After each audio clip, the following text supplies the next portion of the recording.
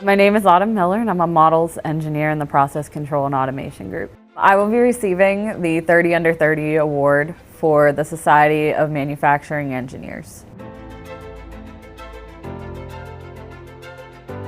They're a society in the United States that focuses on major innovation done in any type of manufacturing. So obviously here we're making metals, and to me that's the coolest of all the manufacturing processes.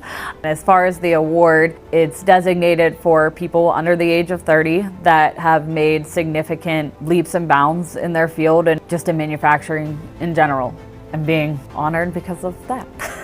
I got the call first thing in the morning at 8 o'clock without checking my email, and she just said, "Oh my God, I'm so happy for you. This is amazing." And I'm like just waking up. I hadn't finished my coffee yet. I'm like, why are we excited for me?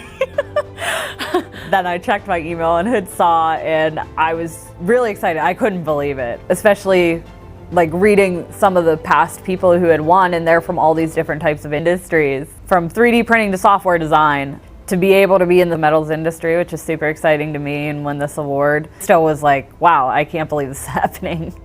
So the specific work that was highlighted for this was the implementation of 3 different models into the Latrobe melt shop here. Previous to these 3 models, everything was pen and paper. We didn't have anything electronic, which to begin with, we started with implementing the BOSS model, which is a model that looks at a range of heats rather than just a heat by heat basis. It gives us a least cost model for how we're going to melt in the EAF. This gives us time to bring in materials that could be cheaper and saved us a significant amount of money. And then after that, we moved over to the EAF, or the electric arc furnace. And with that, there was no model. Now that we've implemented a model, we have the ability to control our electricity usage a lot better in there than we did before. Before it was just a series of knobs on a wall, and that was all they had. And now we have computers and models that can predict temperature to a 3-second interval. On top of keeping track of power, we're breaking less electrodes, which are what arcs to melt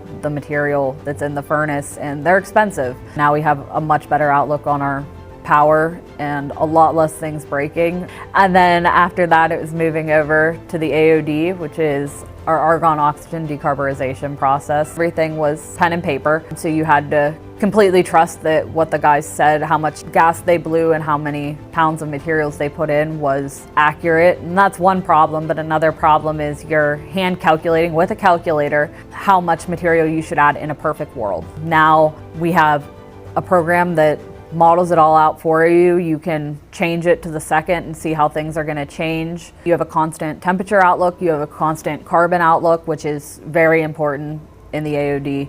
So all around, it's many, many improvements as far as the AOD, that being your real high value portion of the process. At Latrobe, we make a very vast variety of products. Pretty much no 2 things are the same.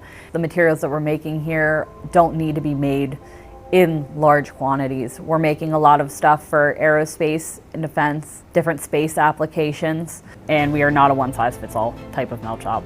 They said that there was no model out there that we could get and that we would be able to adjust parameters for that would ever work for our melt shop. And now looking back at all the work we've done and have made work, it's a great feeling to know that I can look at this stuff that was set up by me and it does work. And now the guys are coming to us and saying, hey, can we look at this? Can we look at this? And it's a huge culture change here. We had estimated over the first year of implementing these models that we had about $2.5 million in savings.